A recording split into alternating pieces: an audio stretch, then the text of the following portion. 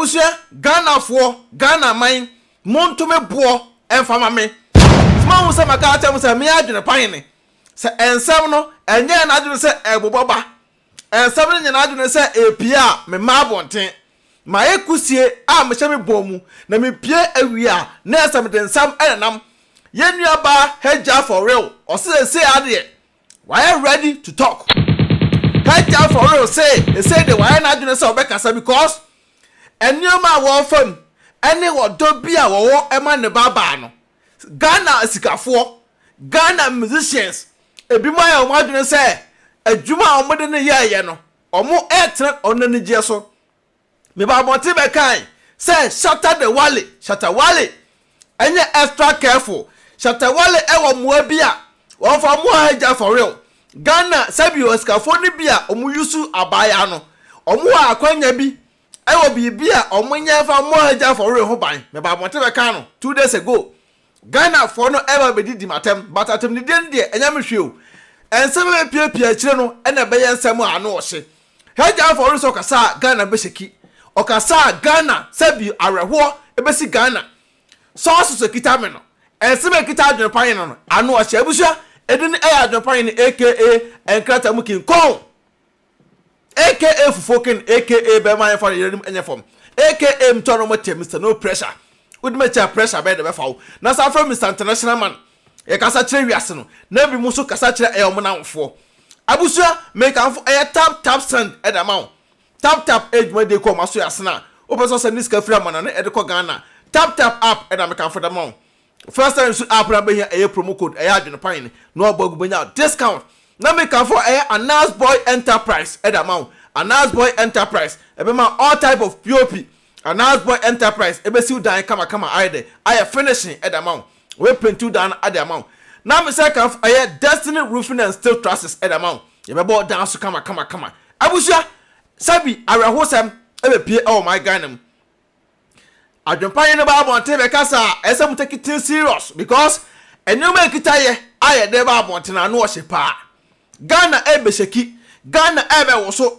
Hajia4real baba no a sabi o mu court ama ne kwan se ne baba no tabesra no se ne ba no obetu se enye anigi a na Hajia4real na ne ho to na ode ma ne baba no enu te Hajia say de koko apai because Hajia so atran say hunu say sabi o transactions a ekọ ono na accountum sika amanfo yusu no ednegege ewo abrofo enwo korafo no ho no sika no kakra bi ne ba no ho kakra bi onya ya no de si fie ba akomenu bi kakra bi onya no to ka ba akomenu bi da ka nyina ekọ empanyimfo bi mo da ka nyina ekọ musicians bi ho Hajia4real pa kire se Ghana kra no ye ka a police for empanyimfo bi mo a ebi mu hyehyem bi ye ka bank managers empanyimfo bi mo a ebi mu aka ho bi all the way a house papi e de ne ye no sa na be si Ghana etu be to Ghana me adwepane me ka asemu a na Ghana for no bi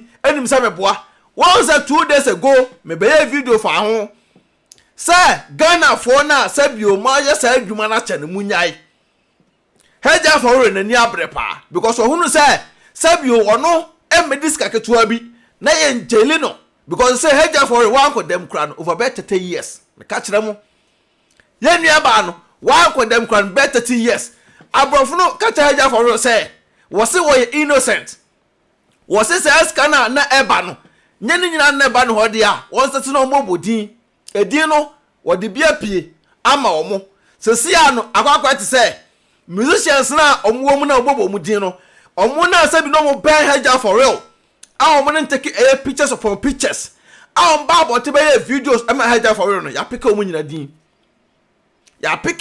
din as a sia no Hajia4real ne nsem no enhye ma bonte because ne 1 or 2 call to be am call ye a epie ya ye beto dwa no ama sabio America Interpol no ay extra careful baby a otese sia no kra no security no ay tight more it is a Hajia hunu say tama na ote UK na wo hunu say sabio edro so na omo kwa baby no omo kwa ko ba yiri mu pass de careful no kwa America no se no mantima anya sa ne no nti sa de na mantimi anya fa mo no nti no kwa konko demo because they enter by UK pa no say na Hajia nim say yetimi nkyene fa no kwa America because o te Ghana no ya mechi no ho but o tu kwan ba UK na ebe mu ano no Ghana for akukudanfo bi ma wo mu a omu pool no this cafe no so any musicians be mu this cafe no so no any Saka boys fraud boys are mu use Hajia no omu atimi amoa no Hajia ye tufu no wantie young girl was so do wo ho ofe enenam on never be awo but say Hajia4real say okasa Ghana be wo so Hajia4real din na obobo nyina Adwenepahen gu misam o Hajia din na odaba bonte no meyem mpo ahye me Hajia din na odaba bonte no enya mpie me to internet no so na abeka mensa no meyem mpo ahye me na say start say ya dropping names na on ya start say dropping names na Ghana man ebebutu enso beto 14 days eyora mpo agunso no so ama Ghana areho ekombe dibi mo because nipa woni na no so nipa wonim say yebebo ne din sa na tie because Hajia4real say e say wo hunu say odino wo ne kwankwanta Hajia4real ahwa ne baba na che say me kra na hye mpo de me awusha me Adwenepahen mo take it serious Ghana o man na da ho na ye ka asem bi a ebi eba atem die nko a because nipa nim say ope Hajia asem nipa nim say ope Shatawale asem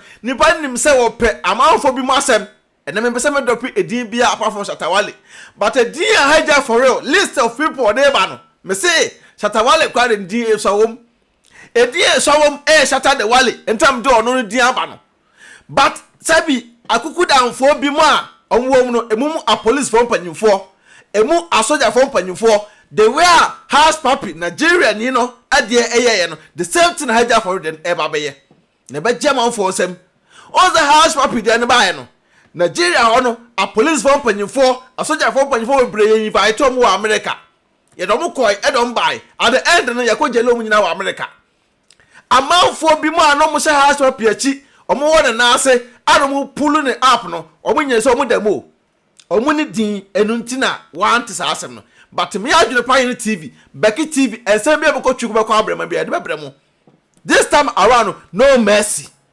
makatemu no mercy because me hu say Hajia4real wo bre ye nua ba no wo bre ye pa ne lawyers are try Hajia4real change lawyer makoko 4 emfa but Hajia nim say eskafo na wo mu no emo no baskafo no so no o ma tron best bia Hajia emfa at the end of the day no say din is all drop it and that din no so me Adwenepahen ni nyina kita me because me America ho no me ba be Hajia wo no me minimum ho me call over each and every day it ye ma body keke o once asem e ba be kan bia no any 2-3 days na ehun news aba bonten because me ye so obofo me ye bofo a me ye Noah amaba mbaji Ghana fo me Adwenepahen me ye Noah mbaji Ghana fo tisemba be ka asem na o tena o keke na be di matema enka me coat na kam shirt no kra me ka no e happy so ye chi Hajia4real amba bonten Ghana fo and you jealous about what baby am tena here me o baby am tena me di me sika papa bi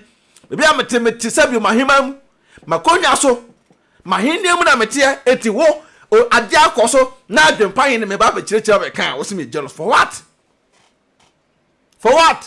it is saying no sabi Ghana mine down no unim say o fan bi na oni Hajia4real ekoba day in day out a manipa no ko se Togo me ka kire mo ma sa ankofo no ko se Togo o ma anko Togo a Hajia4real bo din na din ba news ma ba chew Interpol no my ready me no ka say kra no America Interpol so no bebre aba Ghana but you people have no idea yeah ka say America Interpol for no ebi mu adopt o Ghana yes omo ba kra no Interpol for be 100 oh my Ghana say America say the greater Accra capital of Ghana Interpol for be 100 oh Ghana say e be gye mu nsem e ho number 2 bo wa me o na make say Adwenepahen na say we powerful sir yes egumi nsem Hajia4real achire court no say adwuma na omonde ene ono Hajia4real eyenie enam sa ne ho ofenti no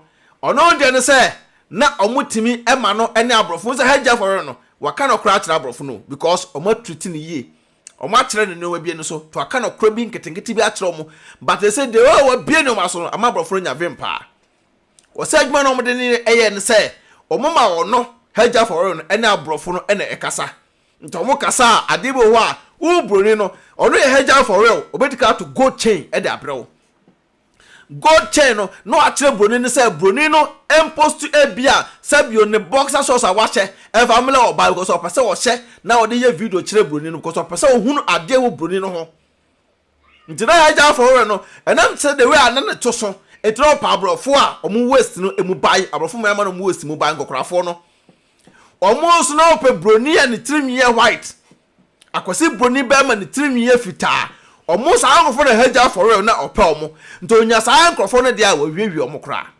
odna ho ofe kakra edro kakra no da capture omo no da masa nipa na ono ene broni no e chat no Hajia4real dia oben say course nko a sika ne ba Hajia4real dia na 10% pe asisiam di se nua ba no sika ne ba na Hajia4real dia just 10% ento mo transactions ni nyina Hajia4real say nyapa de organ nyina mo abetontom Hajia nsɛm no mu ayɛhye ɔmo akyerɛ Hajia sɛ wanka no kora ne nyapa de organ nyina mo abetontom ni nyina busa won se de bente nja Hajia4real ma ne nyama Ghana busa won se de bente Hajia4real kɔɔ ya no pese ne baba no besra no ne baba no ntimi kɔsra no areho adwuma we adwuma bi a wo yeduru ba bi ese ojai saa fraud nwuma no wo yeduru ba bi ese ojai because ne wiase yɛ den abrofro ni ada hɔ obeye kosi broni aduro sɛ den one day ebete ene enduro ni nyina tititi o entra na Hajia4real no ɔmo ɛyɛ no saa no akosi broni kyewa on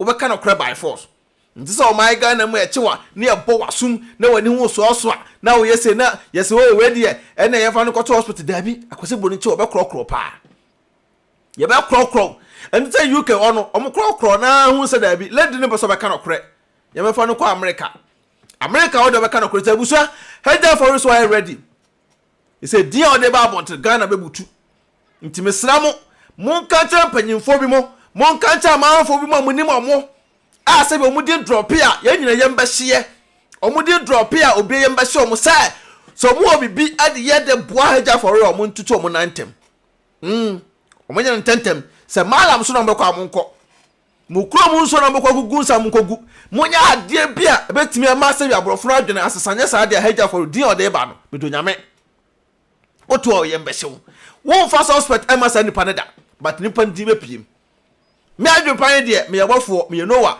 ma ba bonte beka me ba last 2 days ago mbekan ene so beka Hajia4real na nkasa akwa bonten secret akoka ene da ho no wakwa abonte akoka so okasa Ghana esum ebeto oman no so because akofo no omo feed nipa bebre they feed a lot of people ewo my Ghana to mu yusu sa oba no edne ye sabio scapegoat ama ne omo didida emu musicians emu soldier for mu police for akukuda mfo bi mo areho pa Hajia why study ache gusu ye study ne yesro dini de wanye study we bi atena de din bi ba bonten ohwe a Ghana man se le wo kasa no esum ebeto o man so abusua de won bia no AdwenepaheneTv ni BeckyTv e besa the new update ed abro court no de omuguso omokopa by say no lawyer no person we kasa omo anasa bi the information bi ebra man for bi o Ghana no this information enko biem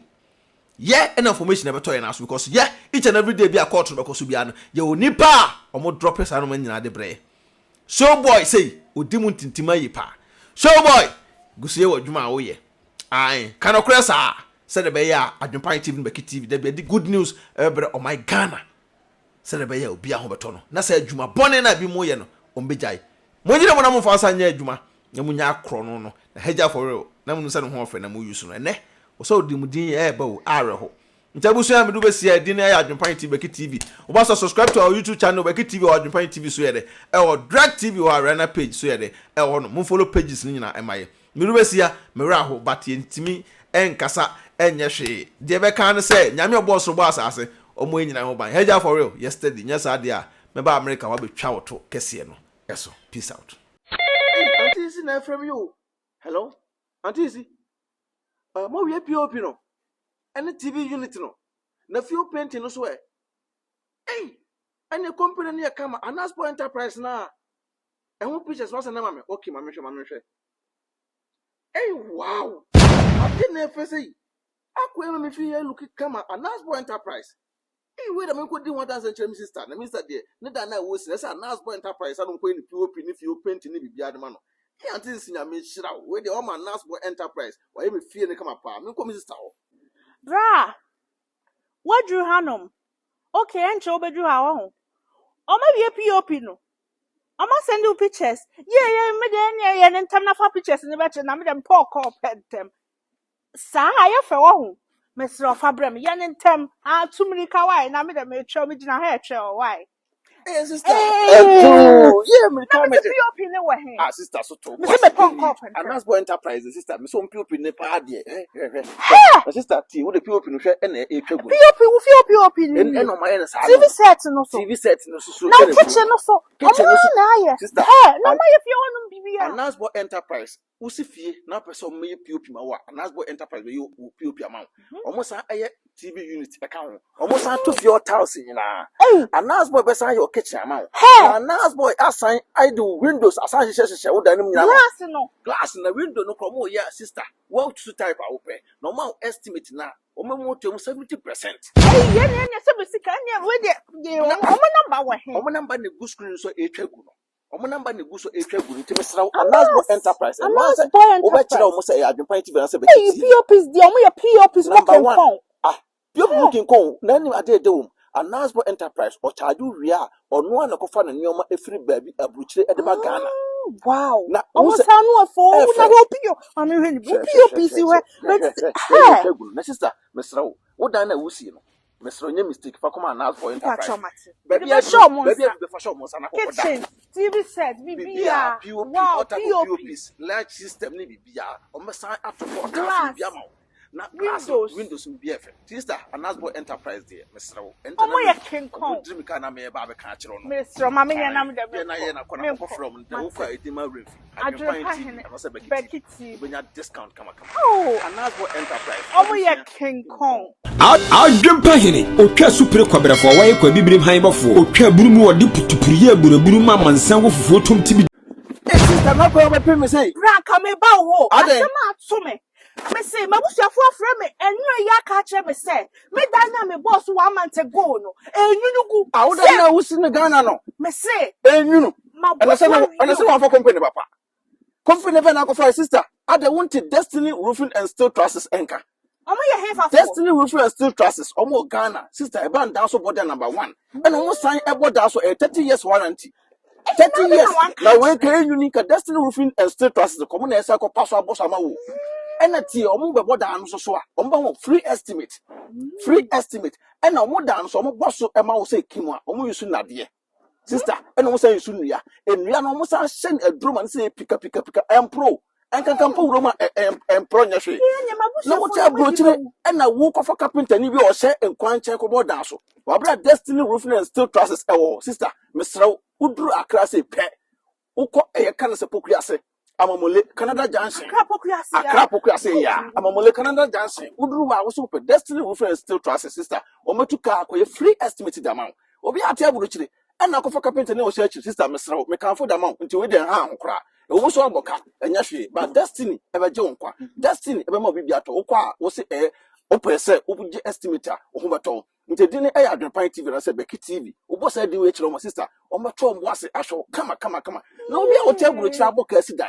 And I won't go for Destiny Roofing and Steel Trusses and more than so. Sister, may come for the amount. And how yes. Number. Number and a good screen. So, email address on a good screen. So, a tribunal. So, I test on my board down. So, I'm 30 years warranty. 30 years, 30 years, we will now wait until how much sister. Mr. On board down. So, my own a cooler. One to fire more than Crumpuna or down better. And on down some boss and so try net at on board down. So, Debbie.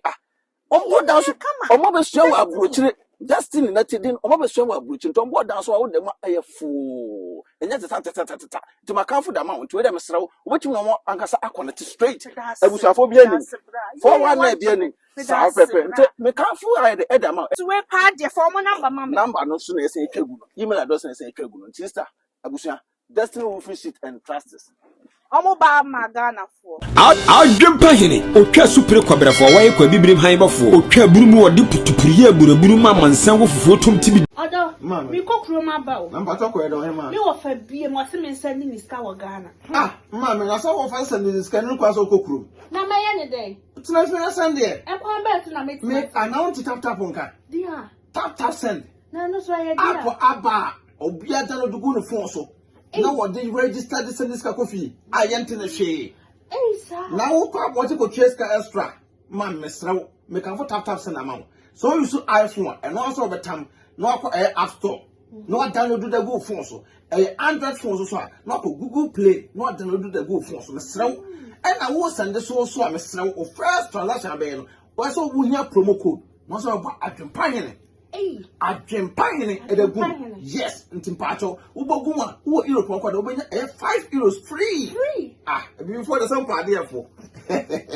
Some can put tap send at amount. Oh, America to Canada, dear. Hey, ma'am, $10. To Miss Now, man, how about one for say, and quite wanting to be a so pay.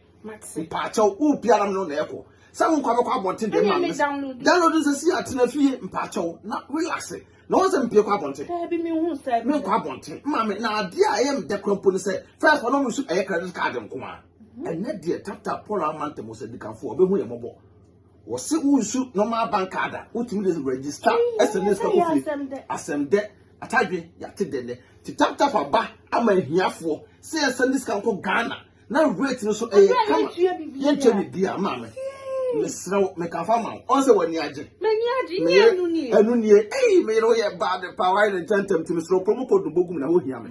I know €5 free. I know more Canada soon in US and so $10. Oh, say all day. I am a idea for the only open. Hey, tap here, come on. Hey, tap send Abusia. Rate mo hene. AdwenepaheneTv otwa supre kwabera fo waye kwa bibrim han bafo otwa burumu wode putupuriye buraburu ma mansan wo fufuo tom tibi